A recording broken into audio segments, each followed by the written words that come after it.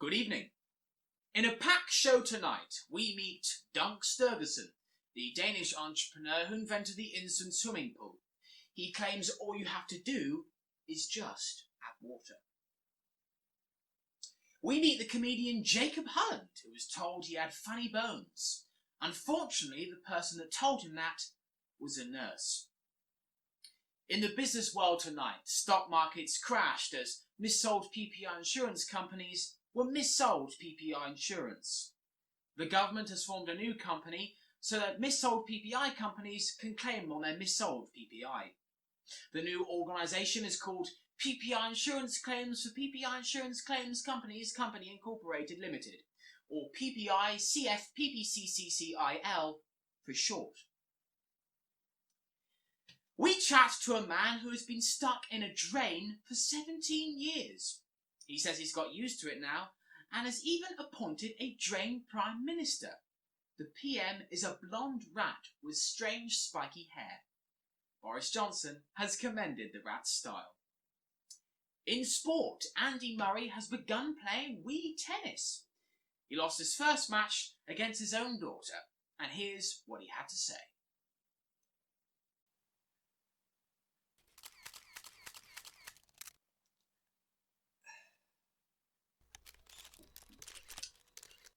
Thanks for coming, everyone. That was a difficult match today. There were many rumours about whether the Capri Suns would help my daughter, but clearly they did. They should have used Duracells in my remote, and I certainly don't want to play as Princess Peach next time, guys. Andy Murray there. And finally, a quick public service warning. This man... And then I see the disinfectant, where it knocks it out in a minute, 1 minute.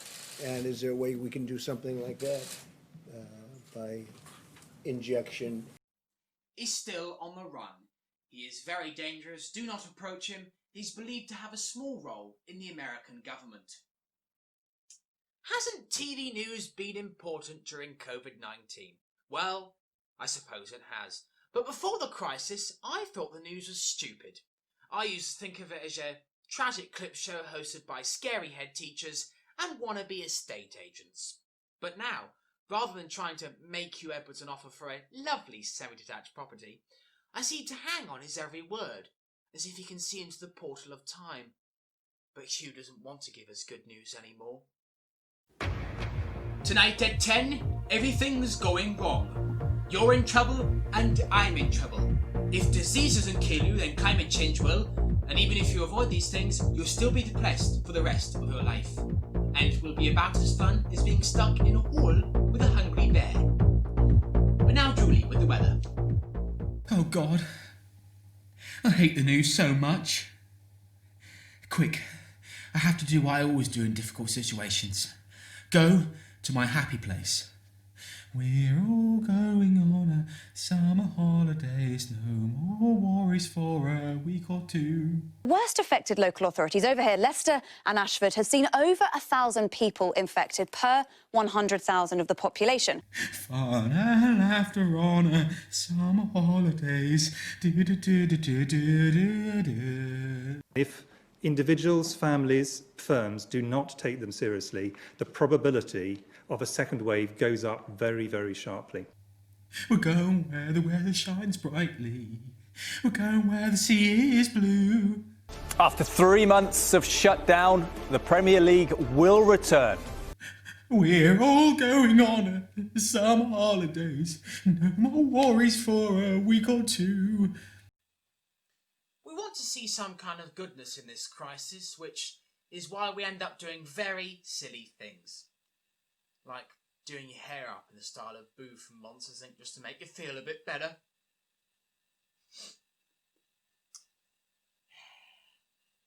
The daily highlight of the news is this hilarious comedy panel show called The Government Daily Coronavirus Update.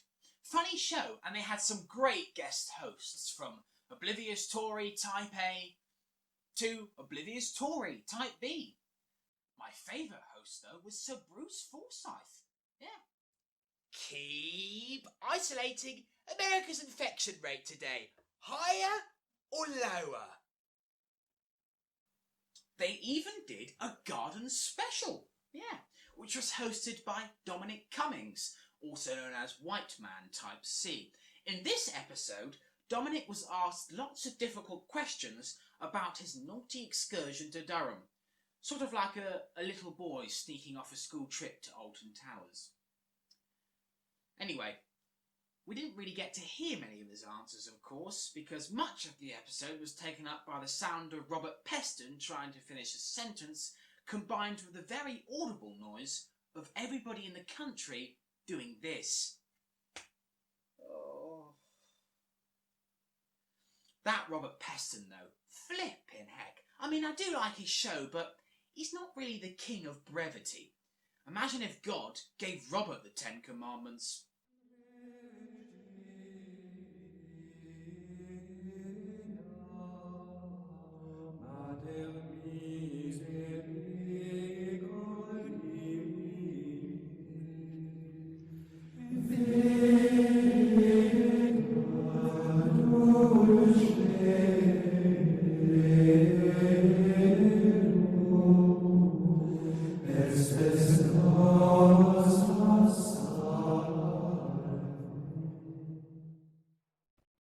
Watcha! Now, people of God, God has given me, Robert Peston, to give you the 10 Commandments. Commandment number 1, worship only God. Now, what God is saying here is that, in no uncertain terms, is that you must worship God. And indeed, it is only, and therefore only, the main reason why God wants you to worship him, because everybody else is essentially a fake. Now, Prime Minister, do you agree that God is a true God and everybody else is an entire fake? I'm just wondering if you people are going to take this all in. It's in paramount importance that you understand me. Now, these commandments are sort of a way of life, if I were. It's sort of a way to guide the people and be there whenever they need. Now, I just sort of, Prime Minister. Commandment number 4. You're doing really well, guys. Okay, so honour thy mother and father. Now, what God is saying here is that the mother and the father roles are very important in this day and age, because they're the people that are really, looking after you. They're there, sort of, caring for you, putting their jobs, their hearts on the line for you. So, the least you can do is respect them, because they are fantastic people. And Prime Minister, I hope you agree that the mother and father roles are very important. Oh, and that was commandment number 10. Oh, I'm glad we got through that. Guys, what do you think?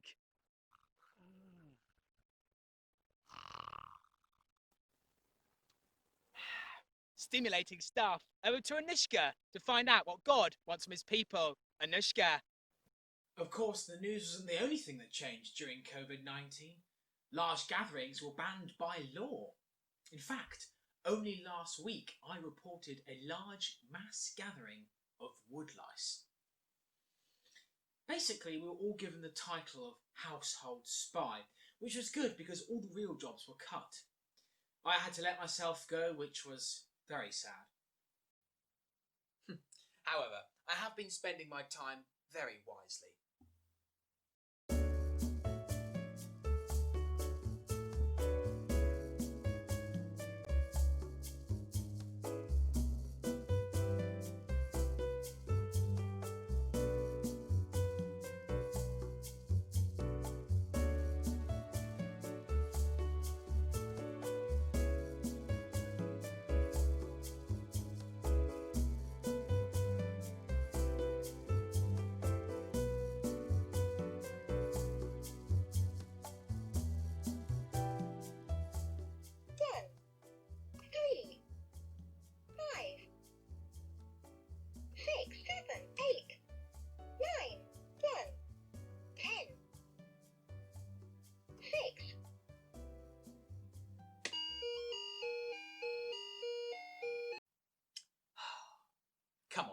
It's time to stop being furloughed and to start doing something worthwhile. So, without further ado, over to me for a Corona conversation.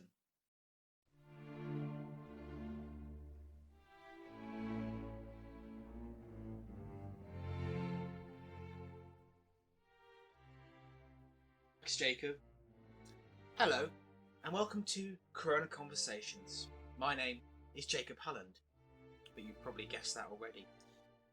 This is the part of the show where I recount memories of the lockdown and the COVID-19 experience. Yeah.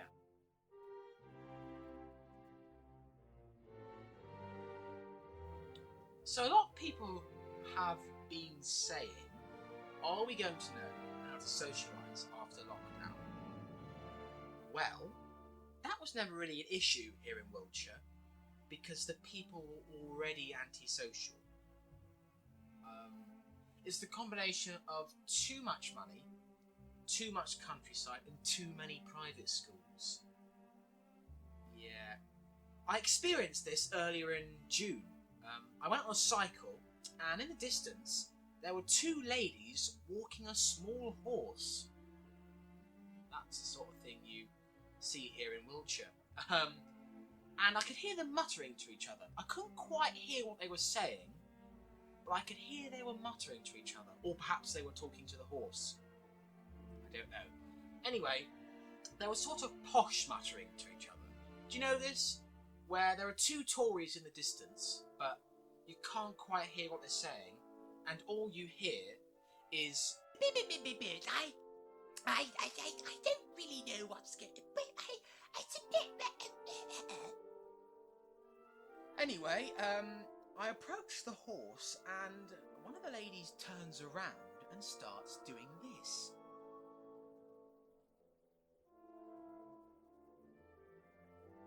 Clearly she wanted me to slow down, or perhaps she was trying to start up a flash mob.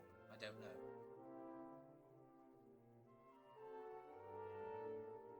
Anyway, I cycle all the way to Amstead, which is a small village near where I live. Oh, by the way, it has Britain's tallest maypole. Anyway, I turn around at the maypole and I start going the other way, and below me down, I see the two ladies with Mr. Ed again. And this time as I approach, one of the ladies turns around and goes,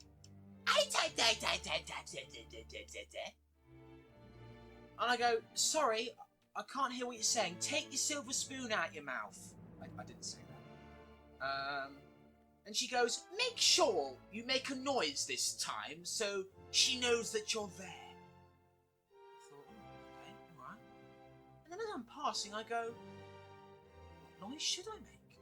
I mean, she didn't specify. I could go, or I could go,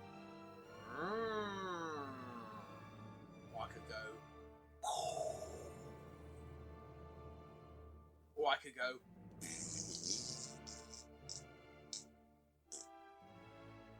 I didn't do any of these, so what I did instead was I just waved at the horse. Right, horsey. There you go. As I go away, one of the ladies calls back to me. She goes, well done. Not thank you or thanks. Well done. I mean, yeah, I guess it is a form of courtesy, but I did find it a little bit patronising. As if I was a dog or something. Well done. Well done. Well done. Here you go, boy. There you go. There's a good boy. There's a good boy. Look, I tell you what, ladies. If you like, I'll swap places with the horse, yeah? You put the bridle in my mouth, and you can take me for a walk, and the horse can ride home on my bicycle. I don't know, typical Wiltshire.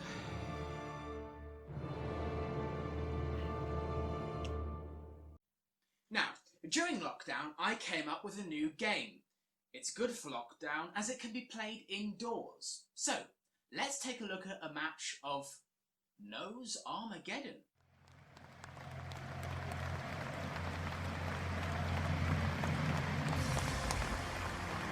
Hello and welcome to the 75th match of the Nose Armageddon. My name is Nosy Parker and I'm joined today by my co-commentator Neville Nasel. How are you, Neville? I'm nasally. Sounds like you've got a terrible cold there. Live from the Stade de Cong, it's the only game that uses red noses. The only one. If you don't know how to play Nose Armageddon, these are the following rules.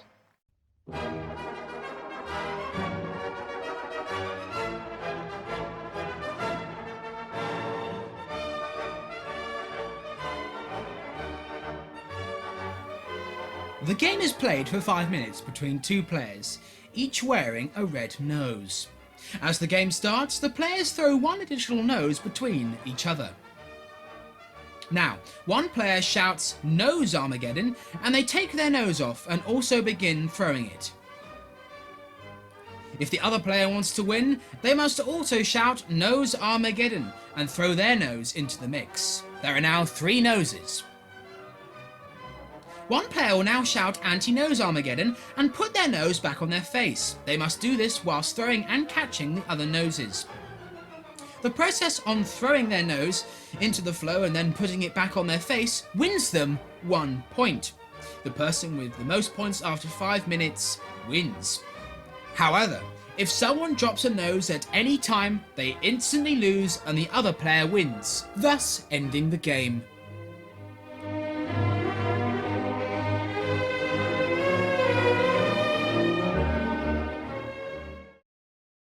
I don't think I understand this game at all. I must confess, neither do I.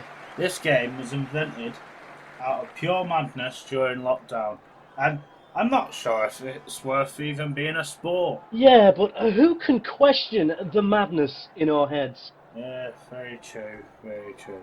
Well, let's take a look at the players' stats, shall we?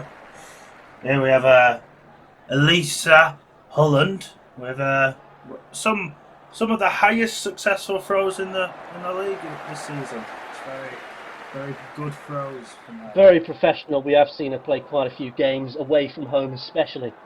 What I really like about Elisa is she's all about the chicken mayo. She likes bread, she likes chicken, and mayonnaise all into one sandwich. It's a real art form. It says a lot about her character. It certainly does. Now we'll go on to her competitor, Jacob Hulland. Here, as we can see him throwing, practicing. Here we are. We have for me, the main stat for Jacob is that his favourite type of plastic is a Tupperware plastic. It's very solid and kind of tells me what his play style is. He likes to be defensive, if anything, really, for me. And he's one of the best in the league for this. No, you agree. He's a prime player who plays with prime numbers. Look at his all-time conk rating. He gets it done. He gets the facts. He's a player of the ages. A player with some prime potential. Wouldn't you agree, Neville? Yeah, very few players get that rating. If any, really. If any. Very majestic of a player.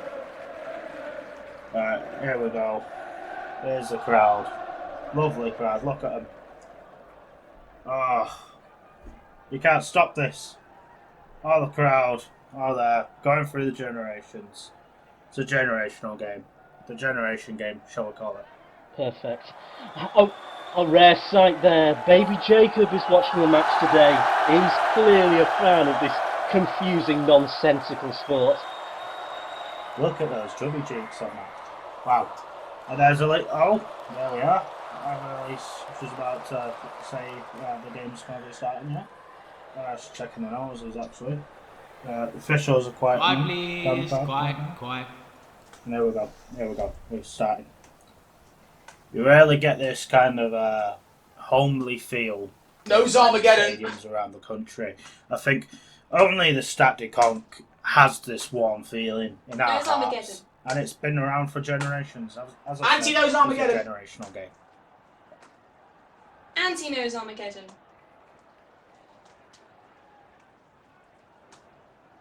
Nose Armageddon. Nose Armageddon.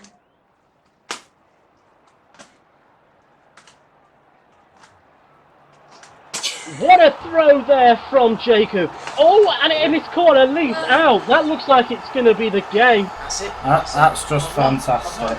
You know, I've always said this. This sport is like a crusty bogey on the nose of life.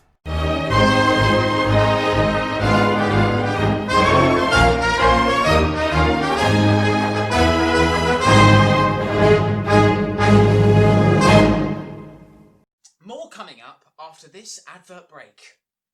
Sometimes we don't want to do the washing up. Sometimes we don't want to buy the shopping. Sometimes we don't want to work. Introducing the all-new coronavirus. The coronavirus can be used for any household chore. The washing up. Simply say, I can't do the washing up because of the coronavirus. The shopping. Simply say, I can't do the shopping because of the coronavirus. Work. Simply say, I can't do work because of the coronavirus. The all-new coronavirus. The perfect excuse for all domestic issues. Can also be used by the government to hide serious social and political issues.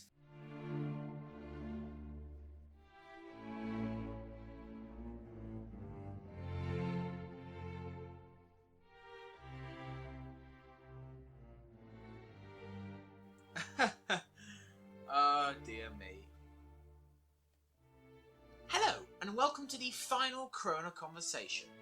Yes, I've changed my shirt. I want to talk about life after lockdown. I think video calls are going to have to continue for a while, just because they've become so common now. In fact, it doesn't look right if a person actually makes it through a sentence without buffering first.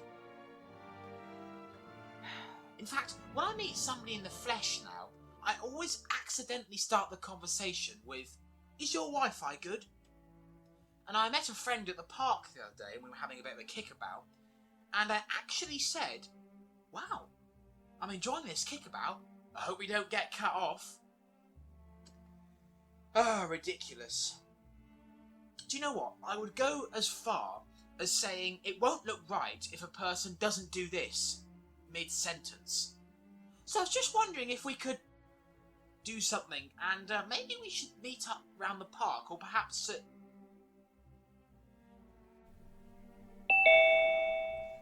sorry about that. Anybody going back to uni in September? I am. And I recently got an email from my university. I won't name any names, but just to give you a clue, it starts with Win and ends in Chester. Anyway, this email from them was outlining the precautions they've taken in order to make the campus safer. And one of the rules they've now put in place is the campus is a one-way system only. I'm wondering how this is going to work, because if you're trying to make it to the library, for example, and you miss your turning, do you have to go around the entire campus before making it back to the library? Are people going to do things like, "Oh, should we go here for lunch?" "Oh, no, too late." Come here. Why were you late for your lecture?" "I missed my turning, didn't I?" We're coming to the end of the show. But first, I think it's time for a quick news update. This man... Kipper smoker in the Isle of Man, who is utterly furious because after decades of sending kippers like this through the post, he has had his costs massively increased by Brussels bureaucrats who have insisted... is still on the run. He's very dangerous, do not approach him. He's believed to have a small role in the British government. And has anybody seen the Prime Minister? He was last seen heading for the International Space Station in order to test his hearing out. Very strange that. Anyway, we've now come to the end of the show. And all I can say is stay safe, God bless, and goodbye. So, this virus walks into a bar, and the barman says, "Haven't you had enough already?"